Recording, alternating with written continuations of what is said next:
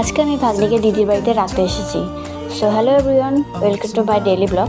দেখো আজকে একাদশী ছিল, ওই জন্য সকাল সকাল পুজোটা সেরে নিয়েছি।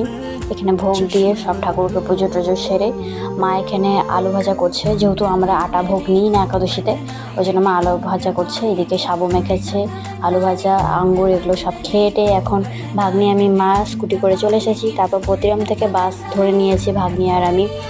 তারপরে দিদির বাড়িতে এসে ফ্রেশ ট্রেশ হয়ে দেখো, তারপরে এখানে দিদিকে ব্যাগ ধরে দিয়েছি। মা যত সব জিনিস দিয়েছে, এখানে নববর্ষের বাজার দিয়েছে, দিদির নাইটি, ভাগ্নির জামা কাপড়, পাপড় টাপড় সব দিয়ে পাঠিয়েছে যত রাজ্যের।